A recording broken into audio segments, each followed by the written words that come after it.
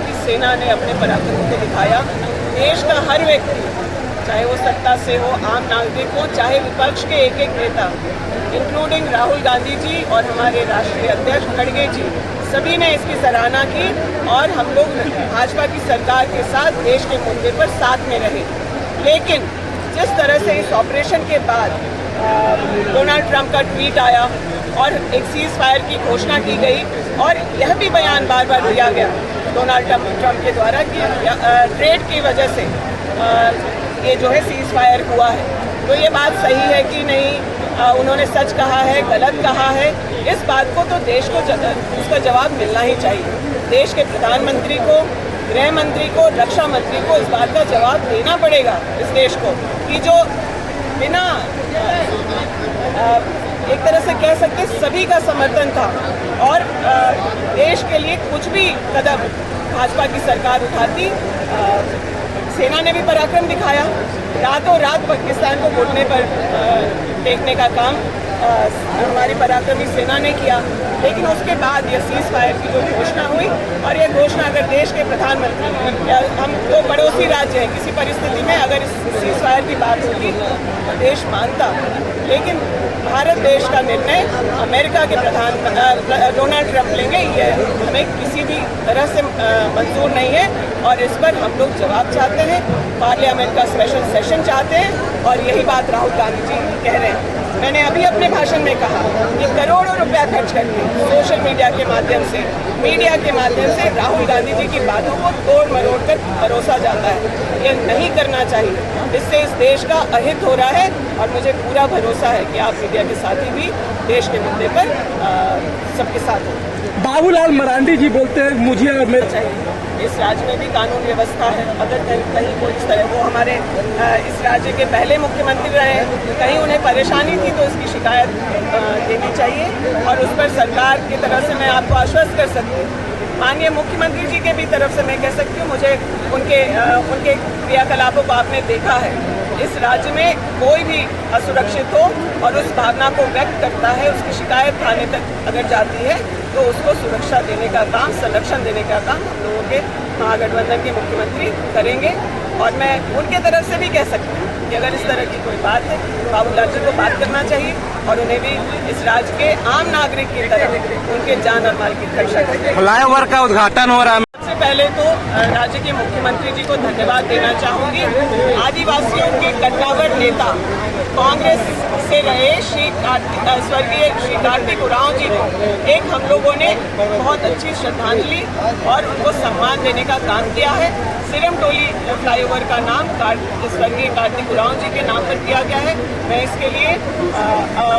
एक विधायक होने के नाते, कांग्रेस के नेता होने के नाते और कांग्रेस के तमाम कार्यकर्ताओं की भी भावना उनसे जुड़ी हुई है, आदिवासियों की भावना जुड़ी हुई है और उनको जो यह सम्मान दिया गया है उसके लिए मैं मुख्यमंत्री जी को धन्यवाद करना चाहती हूँ।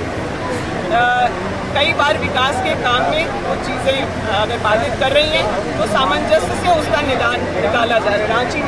रांची में ट्रैफिक की क्या समस्या है वो रांची के आम नागरिकों को उसका एहसास है, लेकिन वहाँ भी मुझे लगता है कि जो आस्था का स्थल है उसे सुरक्षित रखते हुए वो फ्लाईओवर बनाने का काम किया गया। फ्लाईओवर सरकारी ज़मीन पर बनी है। मुझे लगता है कि अगर कुछ कमी भी जो रह गई थी तो हम लोगों ने उस सरना स्थल को स्थापित करने वाले आदरणीय स्वर्गीय श्री कार्तिक उरांव जी को सम्मान भी दिया है और श्रद्धांजलि भी दी है। संविधान बचाने की कितनी लोगों पर बर्बरतापूर्वक कार्रवाई हो रही है, काले कानून बनाए जा रहे हैं, तो मुझे लगता है आरक्षण खत्म किया जा रहा है, लोगों के व्यक्तिगत जीवन में इंटरफेयर किया जा रहा है, तो मुझे लगता है आज भी सबसे ज़्यादा संविधान को बचाने की आवश्यकता है और उसी मुहिम में हम लोग आदरणीय श्री राहुल गांधी जी के नेतृत्व में, प्रदेश कांग्रेस के नेतृत्व में इस अभियान में जुड़े। अभी सरना धर्म कोड को लागू करने के लिए मुख्यमंत्री जी के नेतृत्व में विधानसभा से हम लोगों ने विधेयक पारित करके प्रस्ताव जो है केंद्र को भेजा है, तो अब इसमें मुख्यमंत्री जी के कुछ कहने की बात नहीं है। राज्य के भाजपा के जो नेता हैं वो मुख्यमंत्री हों चाहे अन्य जिम्मेदार नेता हों, उन्हें भी प्रयास करना चाहिए या जो यहाँ सांसद हैं झारखंड की भावना को देखते हुए उन्हें यह सुनिश्चित करना चाहिए कि वो केंद्र से सरना धर्म कोड को लागू कराएं और उसके बाद चर्चा करें। मैम अबू देखिए, आप सभी जानते होंगे कि किस तरह से संविधान के निर्माता, संविधान के शिल्पकार, संविधान के रचयिता, जो संविधान के मसौदा कमेटी के ड्राफ्ट कमेटी के चेयरमैन डॉक्टर भीमराव अंबेडकर को 17 नवंबर 2024 को राज्यसभा, जो देश की सर्वोच्च पंचायत है,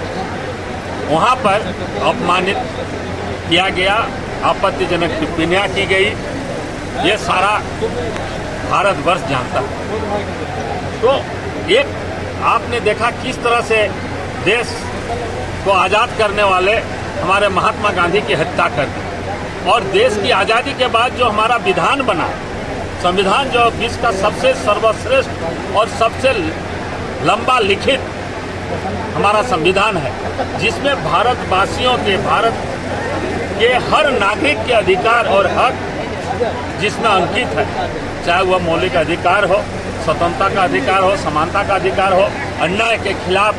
लड़ाई लड़ने का अधिकार हो, या राज्य और संघ का क्या संबंध होना चाहिए, हमारे किस तरह से पंचायत या नीति निर्देशक तत्व होंगे, एक एक चीज का उसमें सारा उल्लेखित है। और उसकी जो संस्थाएं हैं, संवैधानिक संस्थाएं हैं, किस तरह ईडी को नचाया जा रहा है, किस तरह चुनाव आयोग जैसे संवैधानिक संस्था का दुरुपयोग किया जा रहा है। आज यदि हमारे महाराष्ट्र में गड़बड़ी नहीं की जाती तो भारी बहुमत से जीत करके माननीय राहुल गांधी प्रधानमंत्री आज होते, लेकिन वहां पर जबरदस्त गड़बड़ियां की गई हैं। संसद में इसकी चर्चा हर तरह से की जा रही है, लेकिन किसी तरह केंद्र सरकार का कानों में जू नहीं देख रहा है। तो आज संविधान खतरे में है, संविधान की किस तरह को तार तार किया जा रहा है। इसलिए आज हमारे कांग्रेस जनों का ये कर्तव्य है, सिर्फ कांग्रेस जनों का ही नहीं, देश के एक एक नागरिक का कर्तव्य है कि इस संविधान जो हमारे भारत के नागरिकों के मौलिक अधिकार प्रदान किया है, इसको हमको बचाने की जरूरत है। सर, आप लोग संविधान सरना धर्म